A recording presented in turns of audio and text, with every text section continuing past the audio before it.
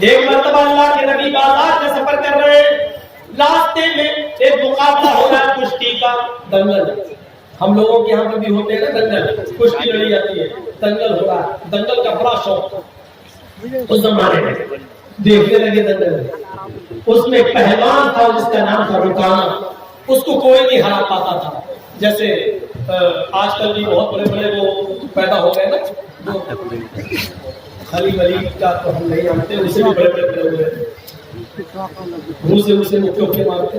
تو اس زمانے میں ایک بہت بڑا پہلوان تھا جس کا نام تھا رکانہ، وہ ہارتا ہی نہیں تھا۔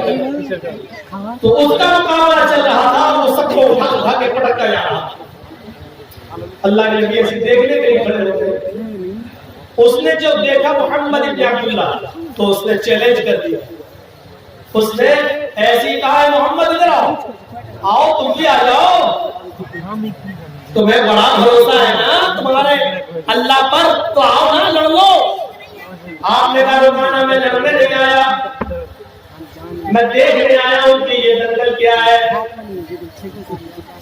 اس نے مسکراتے ہوئے سب لوگوں کے سامنے چیخ کر کہا آئے محمد، اگر تم مجھے اٹھا کر پٹک دو، اگر تم مجھے ہرا دو تو میں اسلام قبول کر لوں گا۔ جب کہا کہ آ جاؤ لڑ لو تو آپ نے کہا نہیں لڑنے نہیں گئے۔ جب یہ کہا کہ اگر تم مجھے شکست دے دو گے، مجھے ہرا دو گے تو میں اسلام قبول کر لوں گا، تو آپ چلے گئے۔ اسلام کا معاملہ آیا تو آپ چلے گئے، چلو تیرے جیسے پہلوان کی ضرورت بھی ہے دین کے لیے، آپ آگے بڑھ گئے۔ یہ کتنی بڑی بہادری تھی۔ اور کوئی مولانا جرجیز کے سامنے کھڑے ہو کے کہہ دے کہ تم خلی کے مقابلے میں آ جاؤ تو میں تو جاؤں گے۔ کوئی ہے، کوئی مقابلہ ہے؟ اللہ کے رسول چلے گئے، ہاتھ ملایا، شروع ہو گیا معاملہ۔ دیکھو رکانہ اپنی بات سے پلٹنا نہیں، ارے زبان ہوتی ہے مرد کی، دے دی۔ وہ سوچ رہا تھا کہ یہ تو بلا پتلا آدمی ایک جھٹکے میں گرا دوں گا۔ اس کو کیا معلوم کہ جہاں یہ جاتا ہے رب کی رحمت بھی اس کے ساتھ جاتی ہے، رب کی مدد بھی اس کے ساتھ جاتی ہے۔ آپ نے ہاتھ ملایا اور کشتی شروع۔ آپ جو اپنی بسم اللہ توکلت علی اللہ ربی وربک اللہ، ذات الباری میں پڑھی اللہ میں کہتی ہے، یہ کہتے ہیں یہ دعا ہے۔ شروع کرتا ہوں اللہ کے نام سے اور اسی پر مجھے بھروسہ ہے، ربی وربک اللہ، جو میرا اور تیرا دونوں کا رب ہے۔ یہ کہہ کر آپ نے کشتی شروع کر دی اور آنن فارن میں یکبائک آپ نے اس کو ایسا پچھاڑا کہ وہ چاروں خانے چپ رہے۔ دنگ رہ گئے لوگ ہیں، پتلا دبلا انسان، اتنے بڑے پہلوان کو۔ رکانہ اٹھتا کہتا ہے میرے ساتھ چیٹنگ ہو گئی ہے،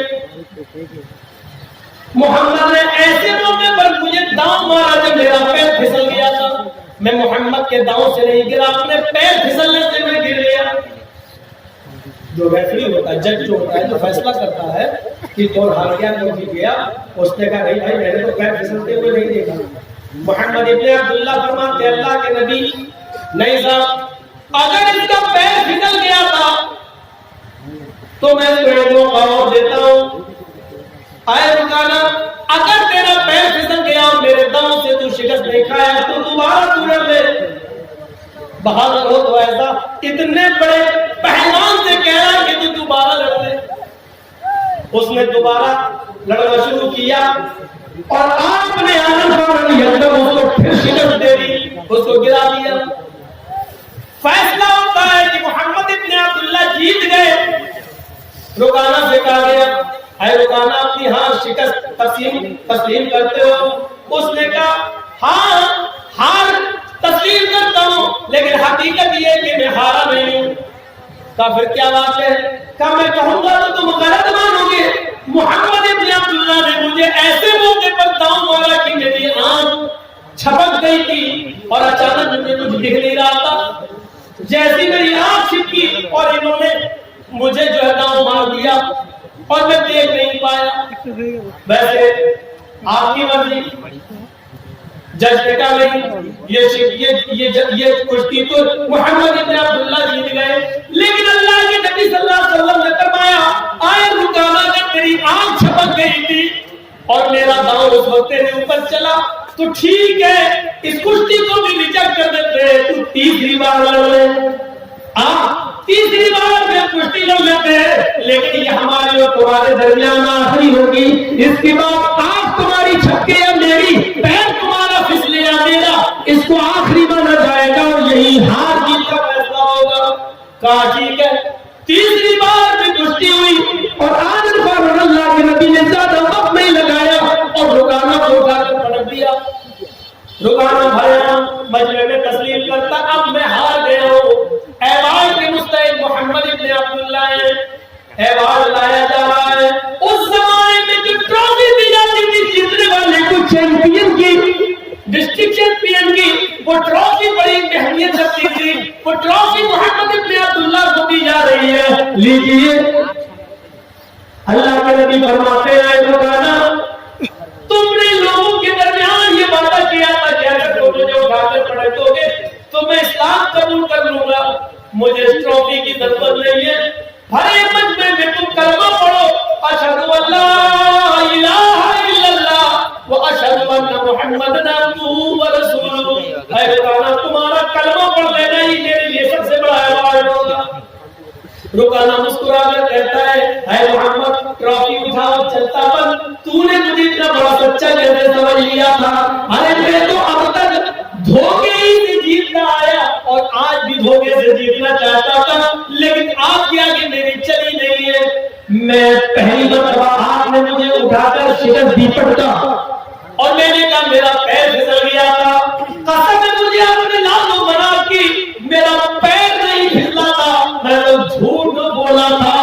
اے محمد ابن عبداللہ دوسری مرتبہ میری آنکھ چھپکی نہیں تھی, وہ بھی جھوٹ تھا اور میں جانتا تھا کہ آپ تیسری بار لڑیں گے, لیکن تیسری بار میرے پاس بھی بہانا نہیں, کیونکہ آپ نے پہلے ہی کہہ دیا تھا کہ ہار جیت کی آخری شکل ہوگی.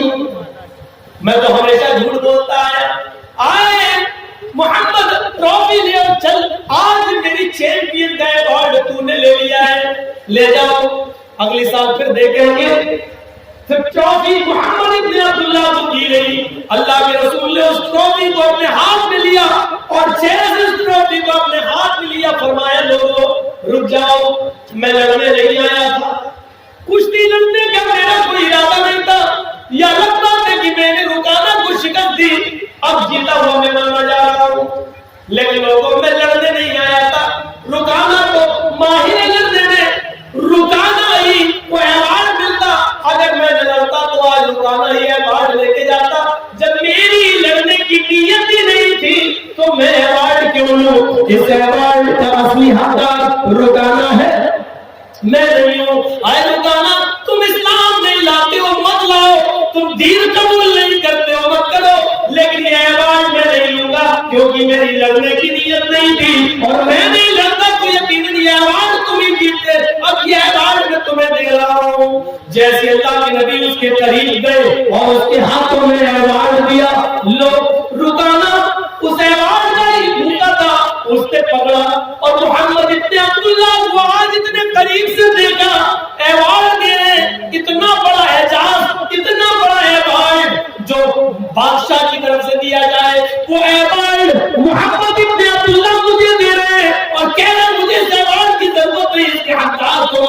رکانا اس ایوارڈ کو پکڑتا ہے اور نبی کے چہرے کو دیکھتا ہے. آج اس نے قریب سے نبی کے چہرے کو دیکھا, چہرہ دیکھ کر ہی آئیڈیا لگا لیا یہ چہرہ کسی جھوٹے کا نہیں ہو سکتا ہے. محمد رسول اللہ کے چہرے کی چمک جس کو دیکھ کر کبھی جابر بن سمرہ نے کہا تھا اے محمد کبھی میں آسمان پر چمکتے ہوئے چاند کو دیکھتا ہوں اور کبھی آپ کے چہرے کو دیکھتا ہوں تو کعبے کے رب کی قسم مجھے ایسا لگتا ہے کہ چاند آسمان پہ جو چمک رہا ہے اس کو حسن اور نور ملا ہے تو وہ آپ کے چہرے سے ملا ہے. آسمان پہ چمکنے والا چاند بھی آپ کے چہرے کی روشنی کا حقدار ہے, وہ بھی آپ کے چہرے سے روشنی لے کر گیا ہے. چہرے کو دیکھ کر کبھی حسان بن ثابت نے کہا تھا وَأَحْسَنَ مِنْكَ لَوْ تَرَكَتْ عَيْنِي وَأَجْمَلَ مِنْكَ لَوْ تَلِدِ النِّسَاءُ.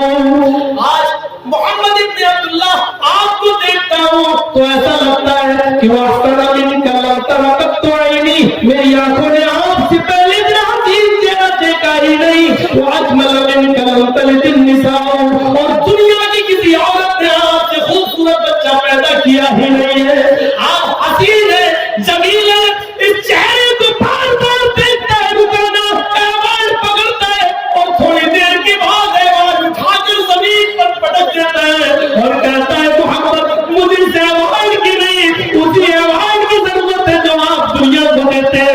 وَأَشْهَدُ أَن لَا إِلَٰهَ إِلَّا اللَّهُ وَأَشْهَدُ أَنَّ مُحَمَّدًا عَبْدُهُ وَرَسُولُهُ. یہ کلمہ پڑھتا ہے تو کہتا اسلام قبول کر لیتا ہے. بات کیجیے گا میرے بھائیوں, علامہ ابن قیم کے ذات المعاد میں لکھا ہے کہ رکانہ اسلام لے آیا, لیکن مولانا ابوال کلام آزاد نے لکھا وہ اسلام سے متاثر ہوا ہے لیکن اسلام اس نے قبول نہیں کیا تھا. لیکن میں نے تو حوالہ آپ کو دیا ہے, وہ ذات المعاد کا دیا ہے ابن قیم کا, کہ انہوں نے کلمہ پڑھ لیا اور اسلام کے دائرے میں داخل ہو گئے.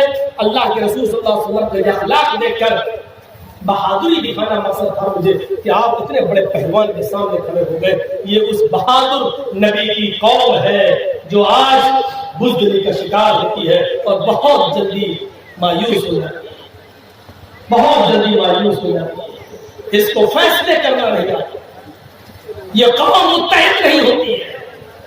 میرے بھائی کتنے 20 سال سے جلسوں میں آ رہا ہوں آپ کے آس پاس کے علاقوں میں, اور بار بار کہہ رہا ہوں کہ مسلمانوں اپنی طاقت کو پہچانو, بار بار کہہ رہا ہوں کہ سنو, تم اس ملک کے پردھان منتری نہیں بن سکتے, یہ فیکٹ ہے.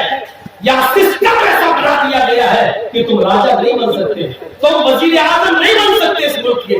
لیکن اگر تم ایک ہو جاؤ, اگر تم متحد ہو جاؤ اور پورے بھارت کے مسلمان ایک پلیٹ فارم پہ قائم ہو جائے تو میں قسم کھا کر کہہ سکتا ہوں کہ رب کعبہ کی قسم تمہارے بغیر بھی کوئی پردھان منتری نہیں بن سکتا, کوئی وزیر اعظم نہیں بن سکتا. تم اپنی طاقت کو پہچانو, تم اپنے وجود کو پہچانو, تم بٹو گے تو اس کا فائدہ دوسروں کو ہوگا. ہو رہا ہے, تمہیں بانٹا جا رہا ہے, تمہیں الگ الگ بانٹنے کے لیے باقاعدہ لوگوں کو پالا جا رہا ہے, باقاعدہ لوگوں کو اتارا جا رہا ہے. تمہارے درمیان میں اتفاقی پیدا کرائی جا رہی ہے. تمہارے ووٹوں کو تقسیم کرنے کی پلاننگ بہار کے بعد بنگال میں بھی ہو رہی ہے. تم پہچان نہیں پا رہے ہو, سمجھ نہیں پا رہے ہو. یہ تمہیں ہوش کے ناخن لینے کی ضرورت ہے, سمجھنے کی ضرورت ہے. پلاننگ اچھی ہونی چاہیے تمہاری, جو ابھی تمہیں ہوش نہیں آ رہا, تمہیں ہوش نہیں آ رہا ہے. ہوش آئے گا, الیکشن کے بعد ہوش آئے گا, ابھی نہیں آئے گا. ہم پلاننگ نہیں سمجھتے. ہمارے یہاں ایک صاحب ایسے تھے, نام لینا ضروری نہیں ہے, ملائم سنگھ کی جب تک حکومت رہی ان کو یوپی میں گھستے نہیں دیا. ہمارے یہاں اکھلیش کی جب تک حکومت رہی ان کو گھستے نہیں دیا گیا. ہمارے یہاں مایاوتی کی حکومت رہی ان کو گھستے نہیں دیا گیا. لیکن آج یوگی جی کی حکومت ہے, ان کو بار بار اجازت مل رہی ہے, آئیے یہاں آئیے وہاں آئیے, پھر بھی ہماری کھوپڑی میں نہیں بیٹھ رہا ہے, ہماری سمجھ میں نہیں آ رہا ہے. ہمارے عقل میں بھینس کا گوبر بھرا ہوا ہے, ہم سمجھ سے دور ہیں, ہم بس جذباتی ہو جاتے ہیں. ہم یہ سمجھتے ہیں کہ محمد جرجیس نے پردھان منتری کے بارے میں ایسا بول دیا, یہی ہمارا ہیرو ہو گیا ہے. میرے بھائیوں, ہمیں جذبات سے نہیں ہوش کے ناخن لینے کی ضرورت ہے, اور اس وقت بہت ہوش کی ضرورت ہے, اس وقت بڑے ہوش کی ضرورت ہے. اس ہوش کے ناخن لیجیے, ورنہ آپ کے بھاٹول سے جو گوشت جاتا ہے کلکتہ وہ بھی نہیں جا پائے گا. مولانا کو اتنی باریکی کی بات مان دی ہے, جاسوس لگائے ہیں میں نے ہر جگہ, سب معلوم ہے مجھے. میرے بھائیوں, احساس پیدا کرنے اپنے اندر, احساس اور اجتماعیت اپنے اندر کرنے. کتنے جلسوں میں نے کہا ہے کہ بڑے نقصان سے بچنے کے لیے چھوٹا نقصان کر دو. ابھی میں اپنے بھائی کا پیر کٹوا کے آیا ہوں ٹاٹا ہاسپٹل میں, اپنے پھپھیرے بھائی کا کینسر ہو گیا تھا. 10 سال پہلے آپریشن کرایا تھا, ڈاکٹر نے بچا لیا, لیکن 10 سال کے بعد پھر اٹیک ہوا اس پر کینسر کا, اور یہی کینسر اس نے کہا پیر نہیں بچا پاؤں گا اور کٹوایا. وہ منع کر رہا تھا, میں نے کہا تو میں زندہ رہنا ہے, ایک طرف زندگی تھی ایک طرف پیر تھا. وہ نہیں چاہتا تھا کہ پیر کرے. اس نے کہا مر جانے دو, جتنی زندگی جی لے دو, ایسی زندگی سے کیا فائدہ. لیکن میں نے اس کو کہا نہیں, زندگی رہے گی تمہاری, کم سے کم بچوں کا چہرہ دیکھو, اس کے کلیجے سے پوچھو. جان چلی جائے یہ بڑا نقصان ہے, پیر کٹ جائے یہ چھوٹا نقصان ہے, لیکن بڑے نقصان سے بچنے کے لیے چھوٹا نقصان کرنا پڑا تو کر دو. چھوٹا نقصان کر کے تمہاری جان بچ رہی ہے تو بچا لو. مسلمانوں, بنگال کی سرزمین پر بڑا نقصان کیا ہے تم جانتے ہو, اور چھوٹا نقصان کیا ہے وہ بھی جانتے ہو. اگر بڑے نقصان سے بچنا چاہتے ہو اور اس پر اگر آپ کو چھوٹے نقصان کی قربانی دینی پڑ رہی ہے تو دے دو, لیکن بڑے نقصان سے اپنے آپ کو بچا لو.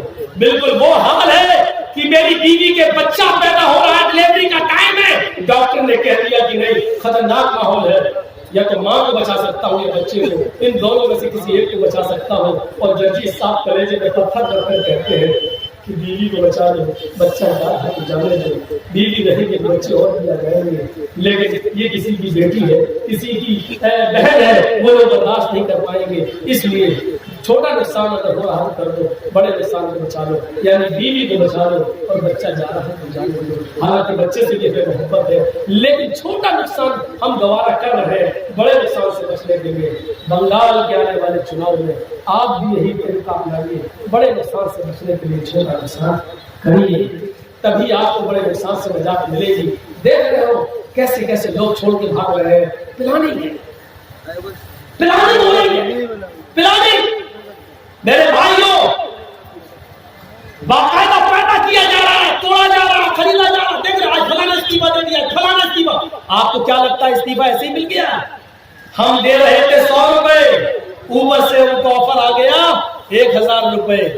آدمی نے الزام لگا دیا ممتا جی ایسا کر رہی ہے اس لیے ہم استعفیٰ دے رہے ہیں. ہمیں نہیں معلوم ہے جہاں 100 کی جگہ کوئی 1000 دے گا تو آدمی وہیں جائے گا. یہ سارے معاملے ہو رہے ہیں باقاعدہ, اور ایک لال پھاٹک دکھایا جاتا ہے. لال پھاٹک, اس پارٹی کو چھوڑو نہیں تو سی بی آئی جانچ کے لیے تیار نہ ہو. بیچارہ آدمی ڈر کی وجہ سے استعفیٰ دے رہا ہے. یہ ساری چیزیں صاف کلیئر ہو چکی ہے. پورا ہندوستان تمہارے بنگال کی طرف نظر جمائے بیٹھا ہوا ہے. مسلمانوں, اس وقت یو پی کی نظریں بھی تمہاری طرف ہے, پورے انڈیا کی نظریں تمہاری طرف ہے, بلکہ پورے ہندوستان نہیں پوری دنیا کی نظریں تمہارے چناؤ کی طرف ہے, تمہارے الیکشن کی طرف ہے. یہ تمہیں فیصلہ کرنا ہے کہ ہمیں کہاں جانا ہے. ہم کسی پارٹی کا پرچار کرنے کے لیے نہ میرا حق ہے پرچار کرنے کا, اور نہ کبھی ہم پرچار کرنے کے لیے کسی کی طرف سے اترے. میرے بھائی